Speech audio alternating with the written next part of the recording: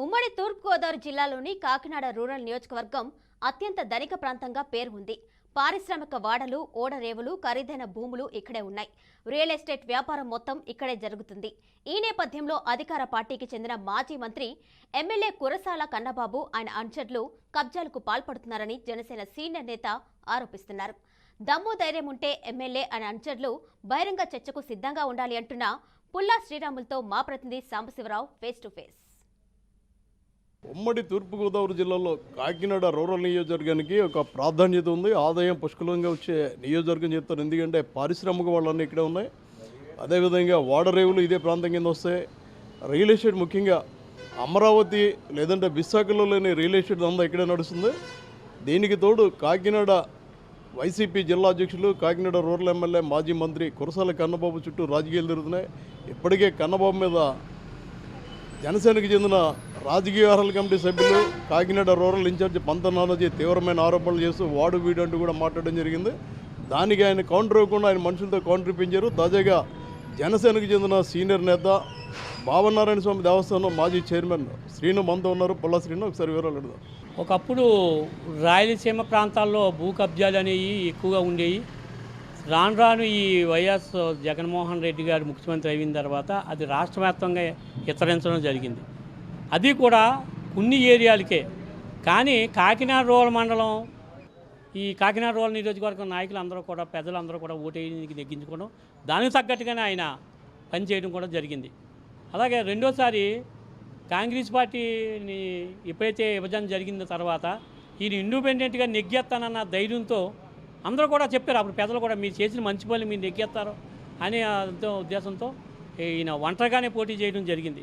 ఈయన ఎప్పుడైతే వైఎస్ఆర్ పార్టీలోకి వెళ్ళిన తర్వాత ఈ టిక్కెట్ తెచ్చుకొని ఎమ్మెల్యేగా అవుతాం, మంత్రిగా అవుతాం.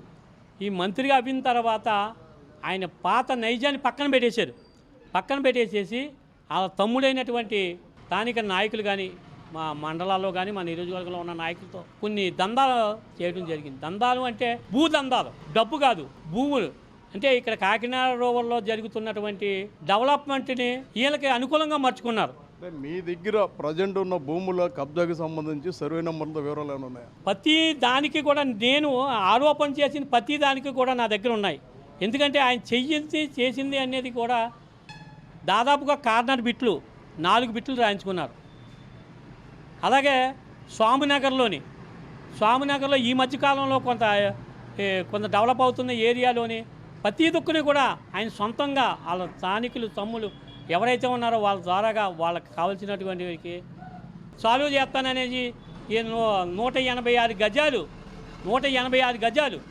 స్థలాన్ని ఆక్రమి నాకు ఇస్తే నేను సాల్వ్ చేస్తానంటే దాంట్లోనే ఈరోజు ఇల్లు కట్టుకొని ఉన్నాడు. అందులోనే కట్టుకొని ఉన్నారు. స్వామినగర్లోని 5 కోట్ల రూపాయలు మట్టి తోలనాకైతేనో ఆ గజాలు తీసుకొని, ఆ స్థలాలు తీసుకొని స్వామినగర్లోని టెస్ట్ హాస్పిటల్కి సొంత నిధులు వాళ్ళకి ఇవ్వాల్సినవి 50 లక్షల రూపాయలు పెట్టుబడి పెట్టి సొంతంగా టెస్ట్ హాస్పిటల్ లోపల లైటింగ్ రోడ్డు వేసాడు. వెళ్తాం, కంపల్సరీగా ఉన్నాయి. ఆల్రెడీ కోర్టులో కూడా ఇప్పుడు కొన్ని వేసామండి, ఇప్పటికి ఉన్నాయి.